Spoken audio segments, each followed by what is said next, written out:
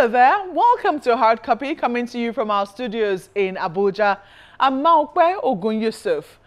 Heineken Lokpobiri is a politician from Bayelsa State, South Nigeria. He served as a senator in the 6th and 7th Assemblies and is currently the Minister of State for Agriculture.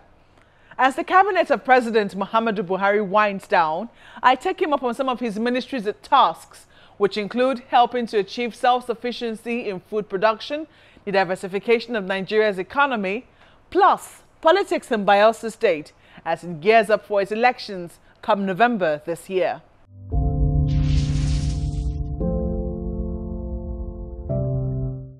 Senator Heineken Lokpobiri, welcome to Hard Copy. Thank you very much. Now, for a number of Nigerians, they believe that the position of Minister of State for anything, maybe apart from the Minister of State for Petroleum, where the president is the actual minister, is redundant. For those people, how would you justify the 4 years you have spent as Minister of State? Well, I think that the Nigerians need to know that there's nothing like Minister of State in our laws. Everybody who is a minister or Minister of State, as President may choose to call us, are ministers of the Federal Republic of Nigeria. Everybody who is a minister or Minister of State was nominated in line with Section 147 of the Constitution, screened, confirmed by the Senate, and took the same oath of office. We earn the same salary, whether you are called a minister or a Minister of State. It has also happened in this country where somebody was initially called a minister, and later he was called Minister of State. It has happened severally. In the Minister of Agric, Bukar Tijani was Minister of Agriculture when additional was appointed. He was later redesignated Minister of State. Minister of State doesn't make you to be a deputy minister. There's nothing like deputy minister in our laws. If you go to other climes like Ghana, South Africa, they have deputy ministers. Those people are nominated as deputy ministers, confirmed by the parliament as deputy ministers, and they took oath of office as deputy ministers. But I think that going forward, I may recommend, and that was one of the things I tried to put down yesterday in my validity speech, that look, in Iceland, I was privileged to go to Iceland. There are 2 ministers in the Ministry of Industry. One is Minister of Agriculture, Livestock. The other one, Fisheries and Aquaculture. The ministry itself is called Ministry of Industry, not even Minister of Agriculture. Everybody has a schedule answerable to the president. So in Nigeria, I think going forward, in order to maximize productivity and to demand direct accountability from ministers, at no extra cost, I think I would recommend that there should be nothing like Minister of State, because it is not provided for in our laws. In any event, everybody, whether you are called Minister of State or Minister, you are nominated as Minister of the Federal Republic. Senate confirmed you as Minister of the Federal Republic. You took the same oath of office in the Constitution as a Minister of the Federal Government. Well, what would you say then that you have done as Minister of the Federal Republic, especially in your ministry? As Minister, yes, in the Ministry of Agriculture, I'm happy that I contributed to, the self-sufficiency at least we have in our staples. Rice today, we've virtually gotten self-sufficiency in rice. As of today, officially, any foreign rice you see in this country is smuggled into Nigeria, not officially coming through the seaports, because the Nigerian rice is more nutritious and healthy. The ones they bring from abroad have lost their value. Nobody can actually, attest to the quality of, the rice that they bring into the country by way of import. They've been in their silos for 10 years, for 12 years. They've actually lost value. And they just dump it on us. And Nigerians, because of our appetite for foreign-made, products, are patronizing them. But I think Nigerians are getting wiser, and we are busy now patronizing, Nigerian-made rice. And I'm happy that I've been able to contribute, my small way towards ensuring that at least we have self-sufficiency in our staples in this country. Well, some people say, or I don't know, I understand that you oversee the Agricultural Research Institute. Is that correct? Yes, I oversee not all of them, but yes, some of them. We have about 32 or 31 agricultural research institutes and colleges. Some of them are overseen by my colleague, Chief Adogbe, others are overseen by me. And we have invested a lot more in research, and we're encouraging them to commercialize their research products so that they can begin to raise funds instead of waiting for handouts from government. Because some people will say, what is the point of research if, for instance, we're still importing seeds, or we're still asking international partners for improved seeds? What exactly then is the point of our own research institute, and what precisely are we getting from them? You know, research itself is not cheap. It's very expensive. Until we came, the research institutes were not funded. Some of their capital votes were less than 15 million naira a year. Whereas, if you go to Brazil, you know, the research institutes are raising billions of dollars per annum by selling their research products. So what we did was to see how we can increase their funding by way of budgetary provision. And thanks to President Buhari, this year, all the research institutes, all the parastatals under the Ministry of Agriculture got 100% funding, including the headquarters. Now, let's take a look at fisheries, which you also oversee. Now, depending on whose figures you decide to go with, we're told that Nigeria still spends between $60 million, that's according to the Minister for Agriculture, Chief Ogbe, and $1 billion. I don't know if it's actually $1 billion. Between 600 to $1 billion. 600 to $1 million to $1 billion importing fish. Before we came. But right now, this was a statement still made by the Minister for Agriculture in April this year. He said we're importing fish. That was spending about $600 million on fish. I think it was the Institute for Marine and Oceanography Studies that said we're spending $1 billion importing fish. This was in May this year. Well, I didn't hear, you know, when they spoke about those figures. But to the best of my knowledge, I oversee fisheries department. And when we came in 2015, our total production was about 600,000 metric tons. And so what I did was that for you to get fish quota, to import fish into the country, there must be backward integration. There has to be corresponding investment in aquaculture so that we can employ, you know, Nigerians. You could begin to produce, you know, some quantity of fish within Nigeria. Before I came, if somebody applies for fishing vessel license, it takes forever. But since I came, I liberalized, you know, the issuance of licenses. A lot of people run to me that you give approval, you know, for my license without seeing my fish. I say, I don't need to see you.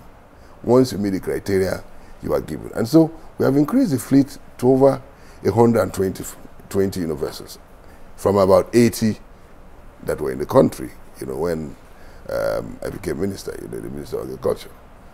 As at today, our production is about 1.2, 1.3 million metric tons. So we have doubled by 100% the production between 2015 and 2019. But as our population is increasing, the demand is also increasing. All over the world, people are advised to eat more fish as a protein. And so as our population is increasing, our demand is also increasing. Our national demand is over 3.5 million metric tons. So even if we produce 1.2 million metric tons, there's a huge deficit. But is it also because people are not producing the kinds of fish that perhaps Nigerians are interested in? For instance, the popular, should I say, Titus fish that a lot of market women sell is imported.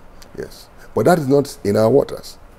If you go to, you know, if you go to Argentina, or if you go to Europe, go to Norway, go to Holland, go to Denmark, it is, that fish is in their waters. In Africa, the only country that I know that may have that could be maybe in Mauritius, or it could be, you know, in some countries outside West Africa. You may be able to get that special fish. But we don't have that special fish in Nigeria. It depends on the investors. In Ghana, a lot of people are fishing tuna.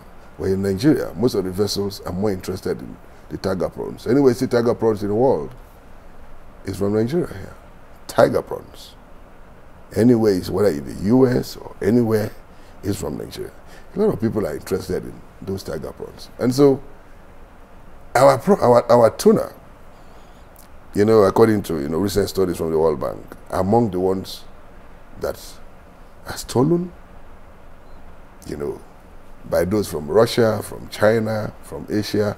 They come to our territorial waters because we don't have the wherewithal to be able to protect our waters. They come freely, fish, without any authority and go. And based on that, we are strengthening some regional bodies, you know, to see how we can protect our common borders. Let us get to the issue of politics in Bayelsa State. You have declared interest to run for governor in Bayelsa State. We also see that a number of groups are urging you on. Sometimes, you know, we have to ask whether these groups really exist or whether politicians fund these groups to say, ask for me to run. What usually happens? I'm just a little curious. Well, nobody can exactly tell what happens. Some politicians were overzealous. Maybe sponsoring groups to call on them to run, but I've never sponsored any group to call on me to run. But I have decided that I want to run for governorship, not just for myself, but I need to run for governorship so that I can give a better, you know, governance, you know, to the people of Bayelsa. Bayelsa, in the past 7 years, I got 1.5 trillion from the Federation account. But if you go to Yanagwa, I'm sure your colleague, if they ask your colleague in Yanagwa, Yanagwa is the least developed. There's actually nothing to show in Yanagwa. And I think Bayelsans deserve better governance. Bayelsans deserve the infrastructure that is needed.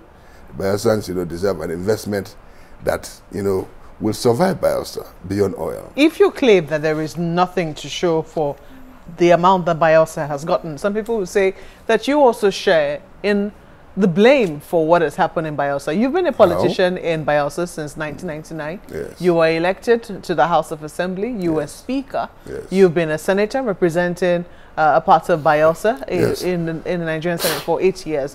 Can you then really say that I'm exonerated from all that has happened in Bayelsa if it hasn't really seen the required development it deserves? In Bayelsa, you know, you must put it in proper context. We have the state government and we have the federal government. All the things you see visibly are the things that are done by the federal government. If you go to Yanagwa, you see the building by the, you know, local content development authority. That's the federal government one. The federal secretariat is still being completed. There is a road that this government is doing to Goodluck Jonathan's hometown. You see solar lights. You see water projects done by the Ministry of Agriculture. You see solar-powered inverters for hospitals.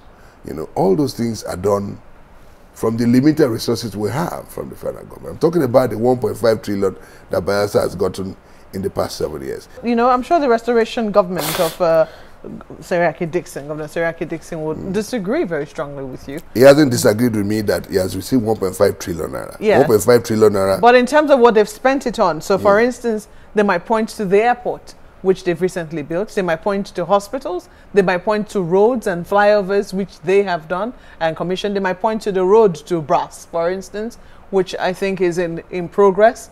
Are these not works from the state government itself? First of all, there is no road to Brass. As we speak, there is no road under construction to Brass. The road to Nimbe was done by NGDC and oil companies. The governor attempted to claim those roads, to claim that road. And NGDC corrected it by saying that this is our road. The flyover you're talking about is leading to nowhere. That's the only flyover. And that flyover, even if it's too expensive, cannot be more than 5 billion. The hospitals he shows on television were not built by him. That hospital, which he has they were built when I was Speaker. Alamasi was governor, they were built when I was Speaker. And ask anybody in Bayelsa, you are a journalist, you can go to Bayelsa and find out. Dixon has not built one hospital. One hospital that he has built from foundation to completion. Is it about who built what? Because I have been to Bayelsa. I have seen, you know, I saw, was it a 500-bed that hospital was built by which was supposed to be a hospital, which was abandoned. I mean, it was not in use. It wasn't abandoned. It wasn't, all the equipment, it wasn't in use. No. All the equipment, it has been completed. The structure had been completed. They were waiting for the equipment. And the equipment were already awarded by the previous administration of Governor Silva before he left. Dixon didn't buy any equipment. If he has bought, for how much did he buy the equipment? And where did he buy them from? There are no roads being done. He said he's doing an airport. Apart from the commissioning, has any plane landed there? That airport is built for 120 billion. Well, that's the most expensive airport. He has disputed that. He said, okay, but he says 65 billion. Yes. Okay. Now, when Amasomo people, where the airport is located, had problem with security agencies and some of them were killed, they visited him. He said, I love your town. That was why I gave you an airport for 80 billion. That is Governor Dixon. You Google, that figure will come out. Now, when I said I built it for 120 billion, he said no, he built it for 65 billion. His commissioner said he built it for 60 billion. They don't even know how much money they spent. Who is even the contractor?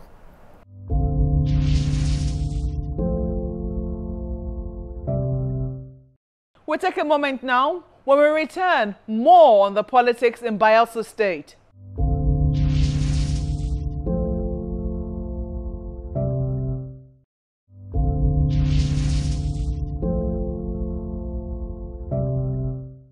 Welcome back. You're watching Hard Copy, coming to you from our studios in Abuja.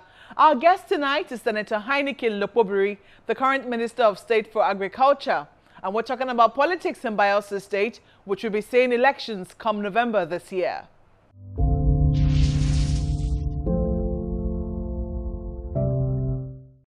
Your first opponent will not be Governor Dixon. First and foremost, he's finished his 8 years. Yes. He's not going to be your direct opponent. Yes, but his record will tell on whom PDP will bring.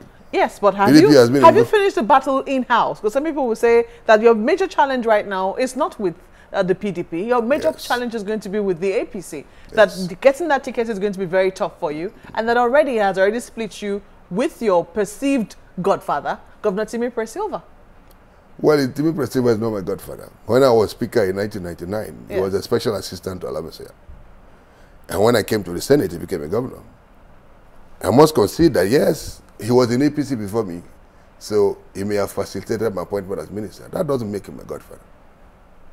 In 2007, while he got elected to be governor, I got elected to be a senator. In 2011, we worked together, with him as candidate and with me for Senate. Then you were with Timi Timi Alaibe? I was with Timi Alaibe in 2007. Mm-hmm. That was how I got to the Senate. Yes. But in 2011, I was with Timi Silva, and I was stuck with him. Even when Dixon was running against him, I stayed with him. Even when Goodluck Jonathan was supporting Dixon, we didn't support Dixon. We supported Timi Alaibe, we supported Timi Silva. So it is clear then that this has divided yourselves. I mean, has divided both of you. No, we are not divided. You know, it's going to be, as far as I'm concerned, it's going to be a family affair, an APC family affair. And we may go into primaries, and at the end of the day, whoever wins, you know, will fly the flag of the party. But I believe that I'm going to win. How would you respond to those who say that the area of Bayelsa you come from, Bayelsa West, has already done its 8 years through Governor Seriake Dixon, and it is a little selfish of you to say that you want to run again coming from the same zone? Okay, you know why? In Bayelsa, all the 3 zones have produced governorship. In 2007, President Goodluck, as he then was as governor, handed over to Silva, who both came from Bayelsa East. President Goodluck, then he was Governor Goodluck, was from Bayelsa East. He handed over to Governor Silva from Bayelsa East. While he was elevated to the presidency, nobody complained. They had governor, they had president. Alamesia came from the central as governor before Goodluck became governor, and then Silva became governor. Dixon is from a central district, yes, but I'm not from Dixon's local government. All the 3 central districts have produced governor, and I believe that this particular, what Bayelsans are looking for is somebody that can take them to the next level. And I think I'm the one to do that. How do you hope that you'll be able to scale through this, and while you're in it, that this process would not record any bloodshed? In my political history, nobody had supported me and got hurt. Nobody had supported me and got killed. And there's no time that I have been fielded as candidate for an election that I've lost. In all the elections that I've been fielded as candidate, I won. There have been contentions. There has been contentions. There have been contentions. Is there no contention between Atiku and Buhari? The contentions get into the place where INEC says, we're going to withdraw your certificate. No, that one, Jaga was misled. I was already declared winner. And Jaga was misled by the then NSA, late Azazi, that he should cancel the election. And I went to court to say, look, as a lawyer, the election that is concluded can't be cancelled by INEC. It is only the election tribunal that can review it. I haven't acknowledged the fact that politics in down south Nigeria, can and often tends to be bloody. A lot of politicians are beginning to address that. What do you think first and foremost is the cause, and what is the way out? You know, if you want power, you have to fight for it. But I do not believe that, you know, I must get power by all means. And that was why I said in all my elections, none of my supporters had been hurt. None of my supporters had also, you know, shot anybody. They're accusing you. None, not even one. If they have any specific case, Agric Dixon, who is the current governor of Bayelsa State, who disagrees strongly. He says, but in the 2015 election, it was my house that was attacked. My house. I was in my house when Agric Dixon sent talks to attack me in my house. These are allegations you're making against him. Not allegations. I have not repaired the house. Till tomorrow, I deliberately decided to leave. There might be evidence that your house was attacked, but you do not Let them show me which person in the house was attacked. You do not have proof that the thugs who attacked your house were sent by the governor of Bayelsa State. They were PDP thugs. Do you have any such proof? Where they were in labels? I know them. You saw them? No, I know them. They are boys from my town. I know them. They are PDP members. So why haven't security agencies apprehended them? They are state offenses. These are state offenses. And so based on that, the state government will never, you know, get them prosecuted. Even as we speak today, in the last election, APC young man was shot dead. Nothing has happened. Murder is a state offense, so nothing will happen. The allegations against your party as well. I hope you're aware that there was federal might deployed during the 2019 elections, where they even accused you of being unpopular. They said you were not even able to win your local government, for instance, for the president. How do you intend then to win the governorship? And I can assure you that we'll win. In the election, there are 12 wards in my local government area. After the conclusion of the election, we're waiting in my hometown, which is the local government headquarters. To our surprise, 6 wards were taken to Governor Sirake's local government, Sagbama. That was where results were collated. When the agents, our party agents from Mekeremo, went to Sagbama, they were chased back by the police. They said, look, this is not a local government. What are you doing here? By the time I got in contact with the INEC office here in Agua, they said, okay, carry the ones that are there to the state office. We got to the state office. It was very late in the night. They said next day they will be collated there. But the law says that you will collate the results in the local government headquarters or where there are security issues in the state office. But this one, 6 wards, half of the wards in local government area were taken to Agric Dixon's local government area. As of today, I can tell you that the administrative secretary who connived with them had been removed based on our own complaints. He's been removed from Bayelsa because he brazenly did those things against the law. When people look at the fact that all the politicians from Bayelsa State, the current breed of politicians you have in Bayelsa, all sprung from one political family, do you ever see a situation whereby they would ever come back together, looking at what happened in 2007? Well, you know, people grow. Even if you have children today, they will grow and they will be independent. And so as we are now, I believe that in the next few years, younger leaders will take over, you know, from us. And so nobody will expect that, you know, people who were members of one political family will remain together. We will never remain together. Not even your own children will stay with you forever. As they grow to maturity, and they will go out, you know, to the world and then fend for themselves. And will the politics always continue to be bloody? The Bayelsa politics is not as bloody as the way it is painted. There are areas where people were killed. Isn't it? How many people were killed in Bayelsa, to your knowledge? The people are you saying the reports are exaggerated? 2 persons, they said, were killed by the military. And so, I don't know under what circumstances they were killed, but from what I read, they were thumbprinted, you know, and stuffing ballot papers into a ballot box when the military broke the door open and then, you know, shot them. Well, is it justified? I mean, the killings of those people? Well, if you commit a crime, in the course of, you know, trying to prevent the crime, if you get killed, it's allowed within the law. As a lawyer, I can tell you for free. Honorable Minister, just wondering, it means then that you're not looking forward to be reappointed as a minister in the second term of President Muhammadu Buhari. Is that correct? Yes, I met President a few days ago, and I told him, you know, that I want to run for governorship of Bayelsa.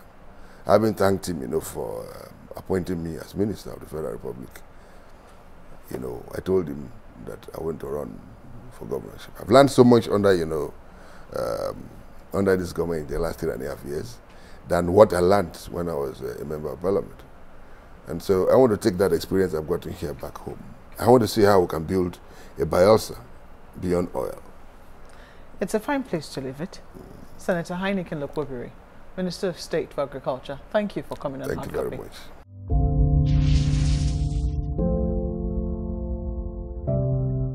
That's the program tonight, but let's keep the conversation going. Send us a tweet or two, or send a mail to hardcopy@channelstv.com. Thank you for watching. I'm Lokpobiri Yusuf. Good night.